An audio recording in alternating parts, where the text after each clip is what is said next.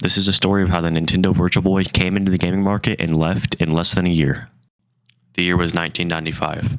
The video game industry was booming after Nintendo's recent success of the Super Nintendo. And at the same time, there was a new type of console emerging, virtual reality. Now, this technology wasn't widely accessible to everyone. It was primarily used in arcades, and barely even that. What it primarily was used in was in TV shows and movies showing futuristic virtual worlds. This technology was so prominent, in fact, that people weren't requesting 2D anymore. They wanted 3D. Companies like Sega and Sony were already trying to get into the new 3D trend, so Nintendo knew they had to act fast, and that's where they came up with the Super FX chip. The Super FX chip was a chip for the SNES that allowed for basic 3D graphics. These graphics were super primitive, only like 15 polygons could be rendered at the same time. Nintendo knew this wasn't going to work, so they had to change strategies.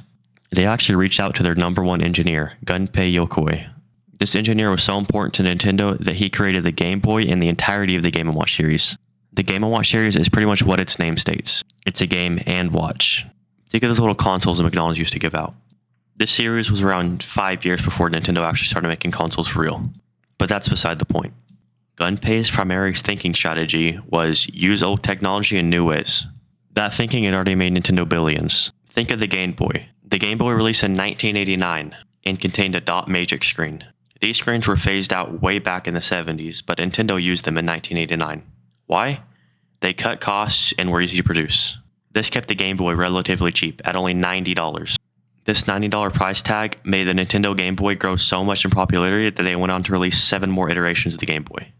But this cheap thinking would eventually lead to the failure of the Virtual Boy. You might be thinking, why did Nintendo need to cut costs? Well, VR gaming was expensive, really expensive, displaying 2 different pictures. This required almost double the processing power. And for that reason, even though only being a year before the Nintendo 64, it came with 2D graphics. The Virtual Boy was advertised as a home console that could display real 3D graphics, no gimmicks, no glasses. But the limitations of the 1990s held Nintendo back significantly. They couldn't add real head tracking due to the fact that sensors were very expensive back in the day. And this led to Nintendo making a very dumb decision.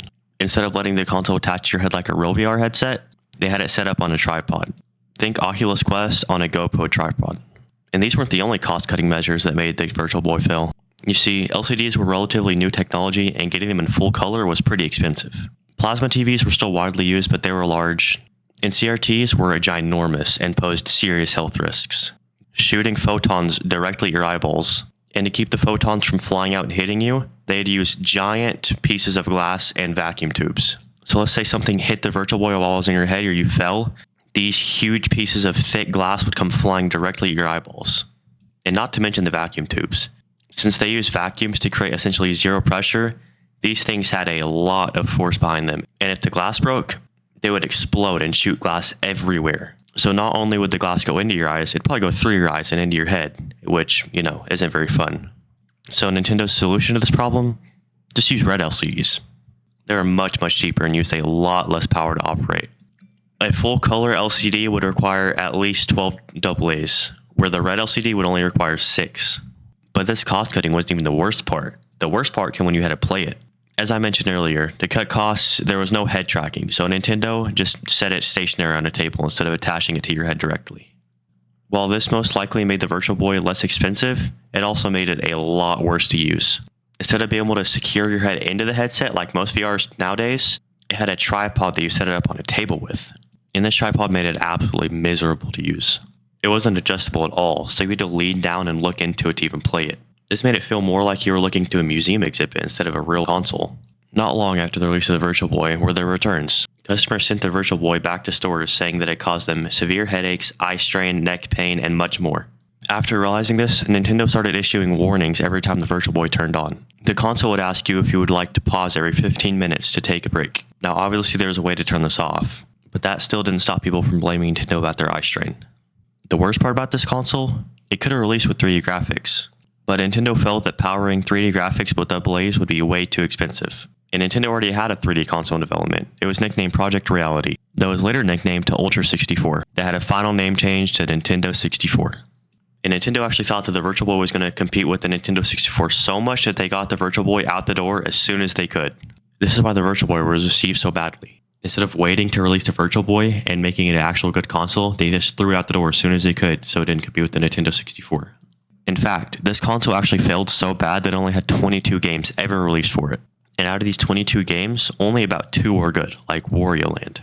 That was an insanely small amount compared to other Nintendo systems. For example, the Wii U, one of the worst selling home consoles of all time, only about 10 million units sold, which is still over 10 times what the Virtual Boy had. Featured over 300 physical game releases.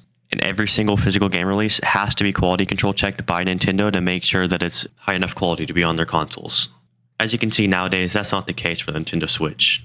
But back to the point, the Virtual Boy failed so bad that there was only about 700,000 units ever sold. And you might be thinking, that's a ton, right? Well, not really.